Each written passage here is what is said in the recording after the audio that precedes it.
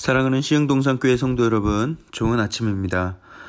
내 곁에 계신 하나님, 나의 발걸음을 지키시는 하나님, 나에게 힘주시는 하나님을 의지하며 오늘 하루 기쁨과 감사로 충만한 하루를 보내시길 축복합니다. 자, 오늘 2021년 4월 20일 화요일 시동을 위한 메시지 지금 시작합니다.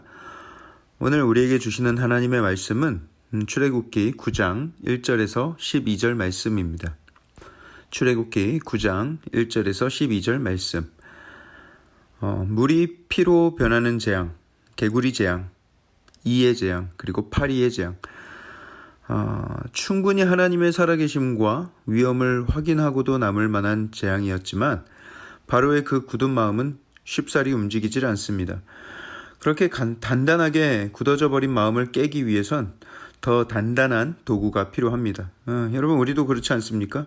작은 도구, 어설픈 도구로 뭔가를 하려는데 안 되면 더 크고 더 훌륭한 도구를 들고 나타나야 하는 것이죠.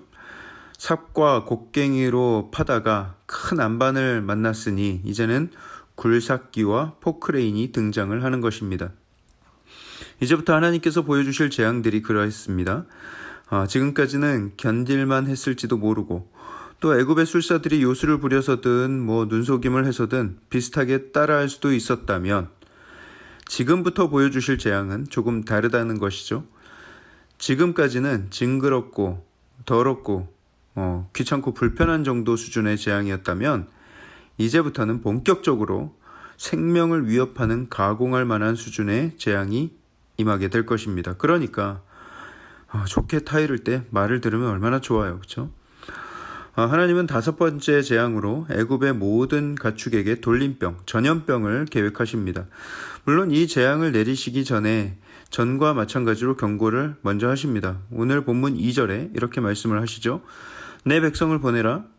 내가 만일 보내기를 거절하고 억지로 잡아두면 여호와의 손이 내 가축, 내 말과 나귀와 낙타와 소와 양에게 더하리니 심한 돌림병이 있을 것이다.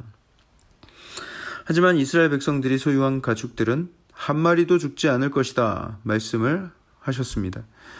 하지만 바로는 또다시 그 경고를 무시하고 버티다가 이 재앙의 직격탄을 맞죠. 애굽의 모든 가축이 전염병으로 인해서 싹 다 죽는 일이 벌어졌습니다. 애굽의 가축이 얼마나 많았겠어요? 하지만 다 죽은 거예요. 한동안은 전 국민이 강제로 채식 다이어트를 해야 되는 상황이 생긴 것이죠. 바로가 궁금했었나 봐요. 진짜 모세가 말했던 대로 애굽 사람들의 가축만 죽은 건가? 이스라엘 사람들의 가축은 안녕한가? 사람을 보내서 확인해 보았습니다. 확인해 보나 마나죠. 이스라엘 사람들의 가축은 멀쩡한 거예요. 왜 그래요? 하나님께서 이스라엘 백성들을 광야로 또 가나안 땅으로 이끌어내려 하는 이유가 뭐예요? 그들의 예배를 받기 원하시기 때문이었죠. 예배를 드릴 때에는 제사를 드릴 때에는 제물로 드릴 짐승이 필요합니다. 하나님께 제사를 드리러 가면서 제물을 준비하지 않고 가는 경우는 없었어요. 그래서 늘 이스라엘 백성들은 제사에 쓸 어린 양과 염소를 정성껏 준비해 두었습니다. 그렇기 때문에 하나님께서는 이스라엘 백성들의 가축은 건드리지를 않으셨던 것이죠. 이 정도로 확실한 사인이 있었다면 보통은 무서워서라도 포기할 텐데 역시 대이집트 제국의 황제는 스케일이 달라도 다릅니다. 이런 일을 당하고도 끄떡없이 버티죠. 그러자 하나님은 가축에게 있었던 재앙을 사람에게도 겪게 하십니다. 모세와 아론에게 화덕에서 재를 두 움큼 가지고 바로에게 가서 그것을 하늘을 향해 날리라고 말씀하십니다. 그러면 그 재는 애굽 전역에 작은 먼지, 미세먼지같이 되어서 돌아다닐 텐데 그게 사람과 짐승에게 붙게 되면 악성 종기가 생기게 하시겠다는 거예요. 이 두 형제가 하나님이 시키시는 대로 바로 앞에서 그렇게 시연을 하니까 그 즉시 사람과 짐승에게 그 먼지가 붙어서 악성 종기가 생겼습니다.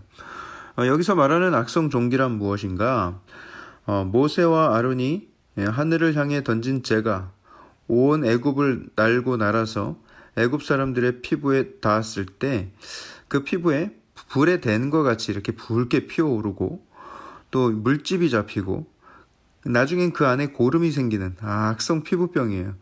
나병과 같은 증상이라고도 보여지는데 통증과 고열을 수반하는 전염성이 매우 강한 질병입니다. 성경에 이 병을 앓았던 사람은 욥이 대표적인데 그가 이 피부병이 너무 괴로워서 질그릇 깨진 조각을 가져다가 몸을 벅벅 긁으면서 괴로워했다. 기록이 있습니다. 그걸 본 욥의 부인이 너무 이게 안쓰럽고 속상했는지 당신 뭘 그렇게까지 온전함을 지키려고 노력하냐. 그냥 하나님을 욕하고 죽어라. 하고 얘기할 정도였어요.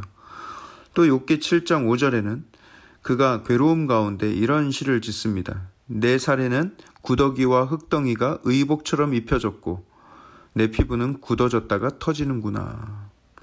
정말 괴로운 병이라는 것을 알 수가 있죠. 평소 같았으면 애굽의 술사들이 등장해서 똑같은 것을 시연해 볼 만도 한데 이 술사들이 나타나질 않는 거예요.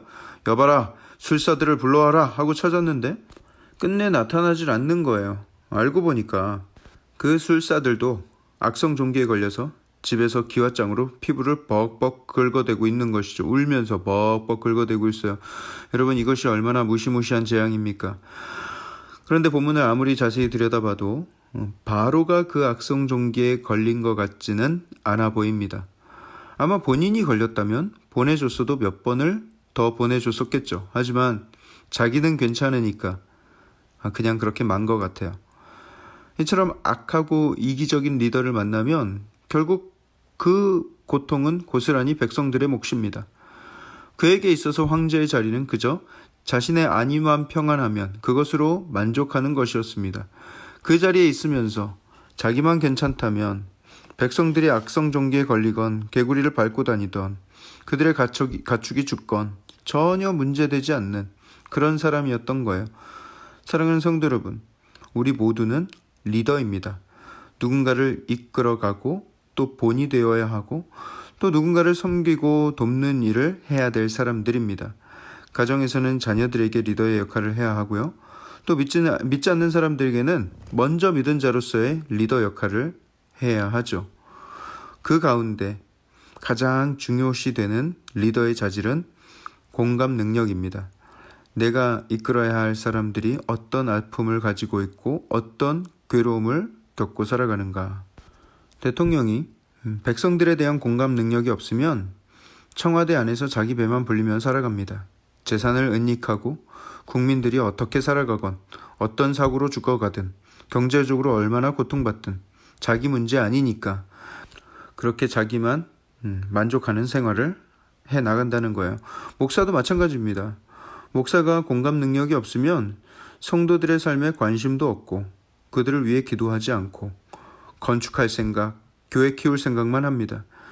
설교할 때도 매일같이 전쟁과 같은 삶을 살아가는 성도들의 삶에는 전혀 적용할 수 없는 뜬구름 잡는 소리만 하고 신학 강의만 하다가 내려옵니다. 성도의 삶에 관심이 없으니 목양을 하는 것이 아닌 관리만 하는 것이죠. 성도들은 그런 리더에게 전혀 위로받지 못하고 말씀으로도 은혜받지 못합니다. 여러분, 저 또한 그런 모습에서 자유할 수 없습니다. 제발 제가 김혁수 목사가 그런 목사가 되지 않도록 기도해 주십시오. 여러분, 생각해 보세요. 우리가 살아가는 이 세상이 그런 대통령, 그런 위정자들, 그런 교회 리더들, 그런 고용주, 그런 남편, 그런 아내, 그런 부모들로 넘쳐난다면, 그 바로와 같은 사람들이 넘쳐난다면 여러분, 이 세상이 얼마나 끔찍한 세상이 되겠습니까? 자기만 괜찮으면 되고 나만 아니면 되고 하는 그런 이기주의, 그게 바로 바로의 마음인 거예요. 우리에게 바로와 같은 그런 이기심과 완악함이 생기지 않도록 늘 은혜로 충만하고 하나님의 사랑으로 충만한 사람이 되어야 되겠습니다.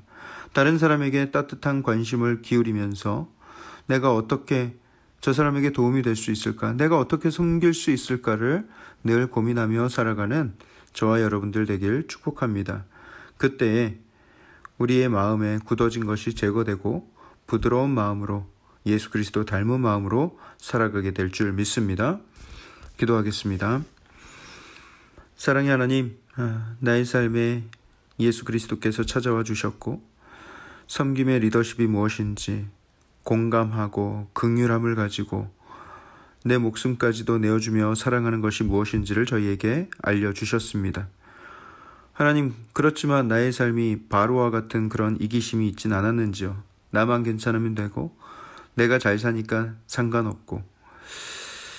하나님, 이런 이기적인 마음, 이 완악한 마음을 하나님의 성령의 권능으로 아버지 치유하시고 부드럽게 하시고 이제는 많은 사람들의 아픔과 고통을 헤아릴 줄 아는 은혜로 풍성한 사람이 되게 하여 주시옵소서.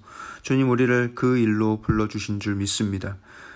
그 일의 사명감을 가지고 순종하며 살아가는 저의 삶이 되게 하여 주시옵소서. 이 모든 말씀을 살아계신 예수 그리스도 이름으로 감사하며 기도합니다. 아멘.